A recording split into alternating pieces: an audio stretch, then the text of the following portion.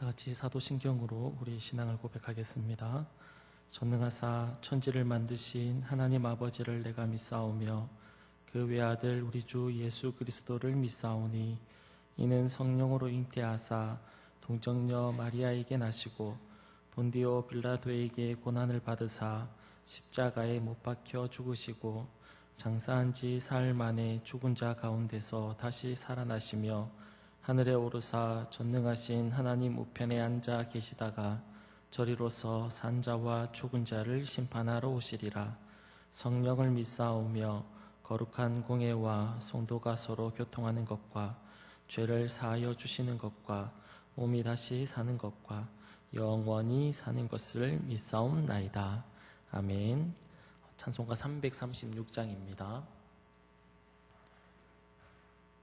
찬송가 336장 찬양하겠습니다.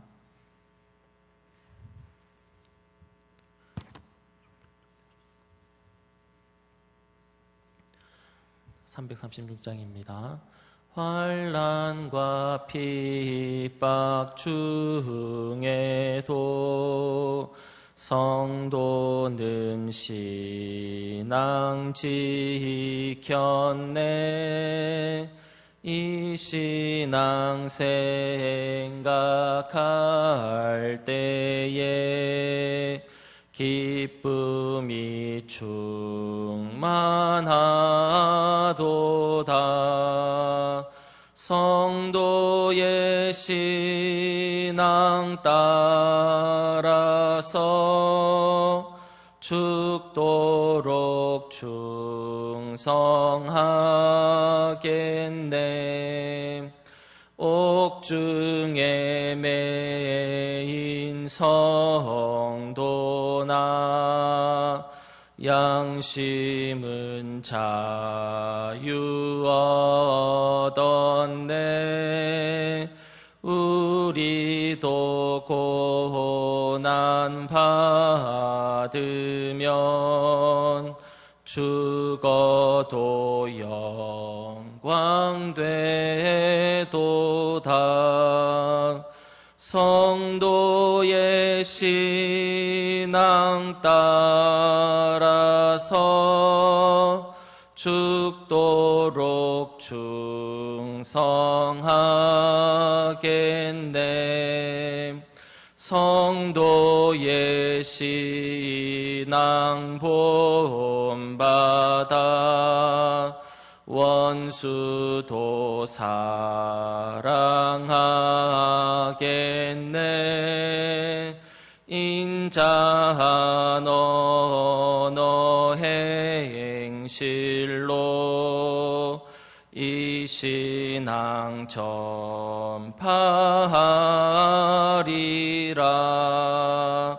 성도의 신앙 따라서 죽도록 충성하겠네.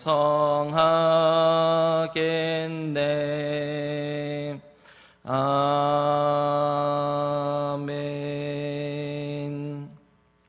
하나님의 말씀 보겠습니다. 하나님의 말씀은 출애굽기 16장 13절에서 30절 말씀입니다. 출애굽기 16장 13절에서 30절 말씀입니다.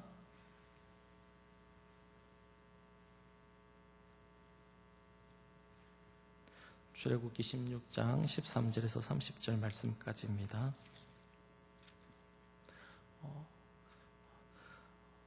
오늘 우리가 살펴볼 말씀은 출애굽기 16장 13절에서 30절 말씀인데 본문이 너무 길어서 13절에서 20절까지만 읽겠습니다. 한 절씩 교독하신 후에 마지막 절은 같이 읽겠습니다. 제가 먼저 읽어드립니다. 저녁에는 메추라기가 와서 진에 덮이고 아침에는 이슬이 진 주위에 있더니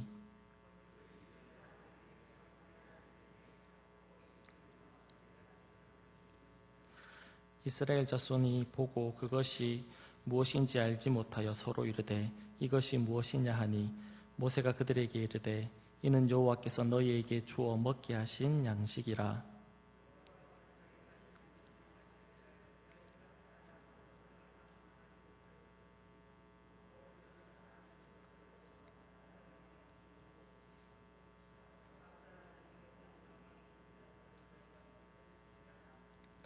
이스라엘 자손이 그같이 하였더니 그 거둔 것이 많기도 하고 적기도 하나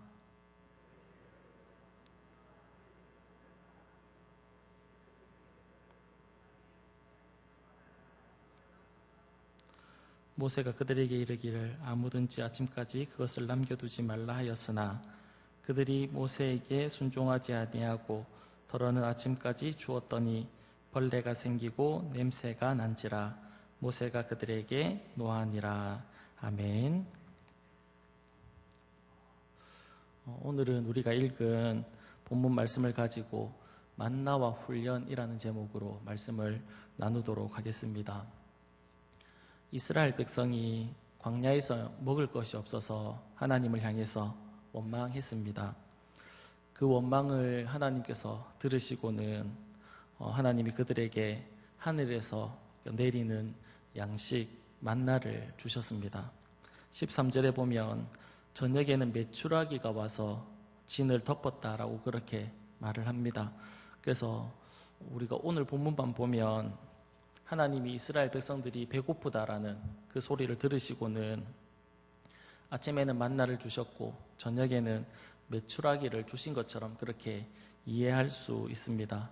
그러나 민수기를 이렇게 보게 되면 그렇지 않다는 것을 알 수 있습니다. 하나님은 이스라엘 백성들에게 처음에 계속 만나만 주셨습니다. 그러니까 메추라기와 만나를 같이 주신 것이 아니라 처음에는 만나만 하나님께서 주셨습니다. 그러자 이스라엘 백성들 중에 있는 사람 중에서 이제 계속 만나만 먹다 보니까 실증이 난 사람이 생기게 되었습니다. 그래서 하나님을 향해서 이제 또다시 불평을 합니다. 만나 외에 우리가 고기도 먹고 싶다고 그렇게 하나님을 향해서 불평을 합니다. 그러자 하나님이 그 불평의 소리를 들으시고는 이제 다시 또 메추라기를 하나님께서 그때서 이제 이스라엘 백성들에게 주게 됩니다. 하나님은 이스라엘 백성들에게 이렇게 만나를 주시면서 내가 그들을 시험하겠다라고 출애굽기 16장 4절에 말씀하고 있습니다. 4절 끝부분에 보면 그들이 내 율법을 준행하나 아니하나 내가 시험하겠다 그렇게 말씀하셨습니다. 오늘 본문에 보면 그 시험의 내용이 나오게 되는데 먼저는 19절입니다. 모세가 그들에게 이르기를 아무든지 아침까지 그것을 남겨두지 말라 그렇게 이야기했습니다. 그런데 이스라엘 백성들이 어떻게 했습니까? 만날 아침까지 두지 말라고 했는데 우리가 잘 알고 있다시피 다음 날도 이렇게 남겨두는 사람이 있었습니다. 그래서 20절에 보면 그들이 모세에게 순종하지 아니하고 더러는 아침까지 두었더니 벌레가 생기고 냄새가 난지라 모세가 그들에게 노했다 그렇게 말씀하고 있습니다. 그러니까 이스라엘 백성들이 하나님께서 명령하신 그 명령에 순종하지 못했다라는 것을 우리가 볼 수 있습니다. 왜 이스라엘 백성들이 다음 날까지 이렇게 만나를 계속 두었을까요? 우리가 생각해 볼 때 다음 날 만약에 만나가 내리지 않으면 어떻게 됩니까?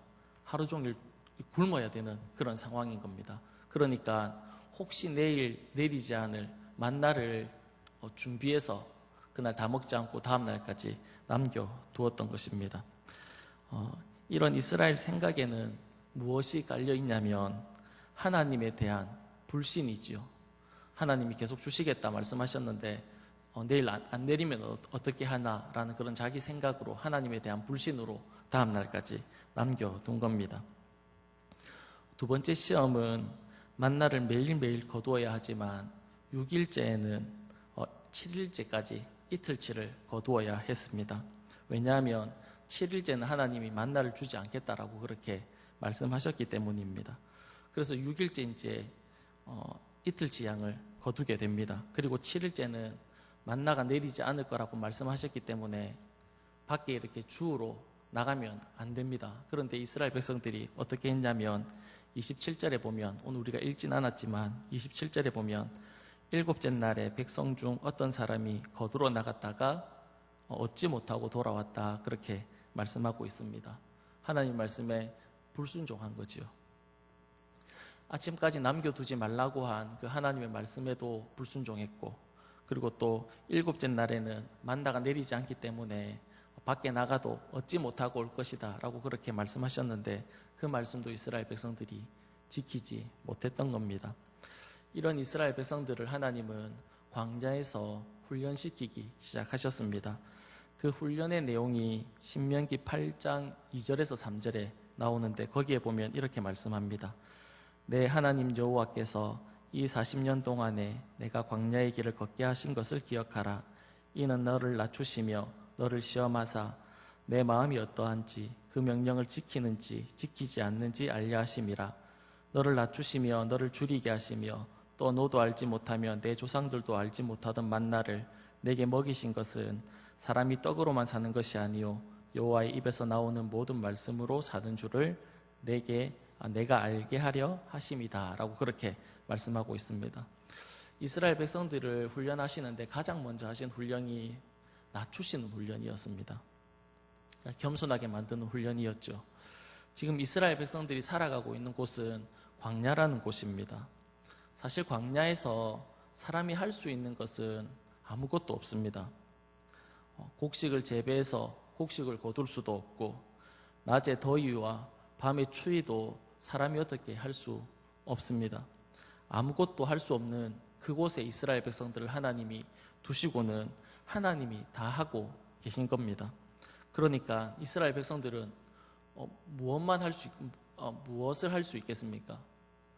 그 자기를 도와주시고 먹을 양식을 주시고 낮에는 더위를 막아주시고 밤에는 추위를 막아주시는 그 하나님을 바라보는 것 외에는 이스라엘 백성들이 할 수 있는 것이 아무것도 없습니다. 그러니까 그 하나님만 바라보는 훈련, 그리고 또 그 하나님만 하나님이 아니 자기 자신은 하나님을 바라보는 훈련과 나는 아무것도 아니구나 라는 그 훈련을 이스라엘 백성들이 광야에서 하고 있는 겁니다. 애굽에서는 노예이고 종살이를 했지만 그래도 자신들이 할 수 있는 것이 있었습니다. 배불리 먹지는 못했지만 그래도 수고하면 그 수고한 대가를 얻을 수 있었습니다. 그리고 또 노력한 만큼 어떤 결과물을 그들이 가질 수 있었습니다. 그러나 광야는 다릅니다. 아무것도 할 수 없는 곳이 광야이기 때문에 그렇습니다.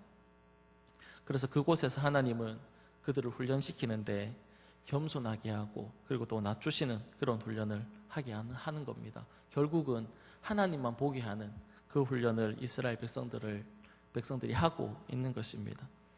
이와 같이 우리의 삶에도 동일하게 이 훈련이 있습니다. 내가 할 수 없는, 내가 아무것도 할 수 없는 그런 곳으로 하나님께서 몰고 가십니다. 그래서 결국에는 우리가 할 수 있는 것이 하나님을 보는 것밖에는, 하나님을 의지하고 하나님 앞에 도움을 구하는, 하나님을 바라볼 수밖에 없는 그런 상황 가운데 하나님이 우리를 두실 때가 있습니다. 왜 우리의 삶을 그렇게 힘들게 하고 또 박하게 하나님이 그렇게 하실까요? 그것은 나만 보라는 겁니다. 다른 거 보지 말고 하나님만 보라는 그 훈련을 우리들에게 하고 계신 것이지요. 사랑하는 여러분, 이 훈련은 모든 신앙인들에게 다 있습니다. 예외가 없습니다. 모든 신앙인들이 신앙생활을 하는 도중에 이런 훈련을 받게 됩니다. 우리가 신앙생활을 하다 보면 일들이 잘 풀리고 내 생각대로 일들이 진행되고 그런 일들도 있지만 우리의 상황 가운데 참 내 마음대로 안 되고 내 뜻대로 안 되는, 그러니까 아무것도 할 수 없는 그런 상황 가운데 우리가 놓일 때가 있습니다. 그때는 하나님을 의지하고 하나님을 바라보라고 하나님께서 그렇게 하신다는 사실입니다. 그 훈련을 모든 그리스도인들이 다 거치게 되어 있습니다. 사랑하는 여러분, 우리가 이 땅을 살아가는 동안에 하나님만 의지할 수 있기를 간절히 축원합니다. 이스라엘 백성들에게 한 가지 더 훈련을 하시는데 읽었던 말씀입니다. 신명기 8장 3절을 다시 보시면 너를 낮추시며 너를 줄이게 하시며 또 너도 알지 못하며 내 조상들도 알지 못하던 만나를 내게 먹이신 것은 사람이 떡으로만 사는 것이 아니요 여호와의 입에서 나오는 모든 말씀으로 사는 줄을 내가 알게 하려 하심이다. 그렇게 말씀합니다. 여호와의 말씀으로 사는 훈련을 받게 된다라는 겁니다. 그래서 하나님이 이스라엘 백성들에게 계속해서 만나를 이렇게 주신 겁니다. 앞에서 드렸던 말씀인데 민수기 11장 4절에서 6절에 보면 이렇게 말씀합니다. 그들 중에 섞여 사는 다른 인종들이 탐욕을 품음에 이스라엘 자손들도 다시 울며 이르되 누가 우리에게 고기를 주어 먹게 하랴. 우리가 애굽에 있을 때에는 값없이 생선과 오이와 참외와 부추와 파와 마늘들을 먹은 것이 생각나거늘 이제는 우리의 기력이 다하여 이 만나 외에는 보이는 것이 아무것도 없다. 그렇게 이스라엘 백성들이 이야기했습니다. 계속해서 만나를 이스라엘 백성들이 먹다 보니까 실증이 난 겁니다. 그래서 다른 것, 고기 같은 것들을 하나님 앞에 요구하게 되는데 우리가 이스라엘 백성들의 이렇게 그 생활들을 보면 먹었던 것을 우리가 생각하면 충분히 그럴 수 있다라고 생각이 됩니다. 왜냐하면 하루 이틀도 아니고 아침에도 만나를 먹고 점심에도 만나를 먹고 저녁에도 만나를 먹었습니다. 그것을 하루 이틀이 아니고 열흘이고 스물이고 계속해서 만나만 먹었습니다. 우리가 어떻겠습니까? 우리가 만약 그런 입장이면 어떻겠습니까? 실증이 나겠죠. 만나가 아무리 맛있고 만나가 아무리 좋아도 계속해서 만나만 먹으면 실증이 나지 않겠습니까? 그래서 다른 것을 먹고 싶다라고 그렇게 불평했는데 그 불평이 어쩌면 이해될지도 모르겠습니다. 그러나 하나님은 그런 이스라엘 백성들을 보고 무엇이라고 말씀하시냐면 너희들이 탐욕을 품었다, 욕심을 내었다 그렇게 말씀하고 있습니다. 이렇게 하나님께서 말씀하시는 이유가 무엇일까요? 그리스도인들은 자신의 육체의 만족을 다 시키면서 살아가는 자가 아니라는 사실입니다. 우리의 욕심을 쫓아서 우리가 하고 싶은 대로 우리의 속에 일어나는 욕심을 다 이렇게 채우면서 살아갈 수 없는 자가 우리 그리스도인이다라는 거죠. 세상은 자신의 육신의 욕심을 쫓아서 살아갑니다. 자신의 욕심을 자신의 욕망들을 채우기 위해서 이렇게 살아갑니다. 그러나 그리스도인들은 그렇지 않습니다.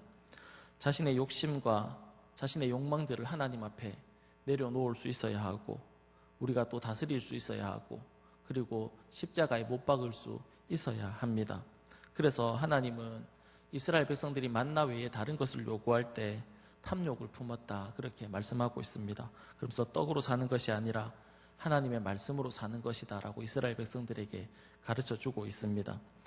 이런 의미에서 그리스도인은 성도는 자신의 육체를 다 만족시키면서 사는 자가 아니라는 거죠. 세상의 사람들은 자신의 육체의 만족을 위해서 무엇이든지 할 수 있습니다. 그러나 그리스도인은 아니라는 겁니다. 하나님은 우리의 욕심과 하나님의 말씀이 대치될 때 무엇을 선택하라고 얘기하냐면 하나님의 말씀을 선택하라 그렇게 말씀하고 있습니다. 세상은 그렇지 않습니다. 세상은 어떤 가치를 두고 이렇게 살아갑니까?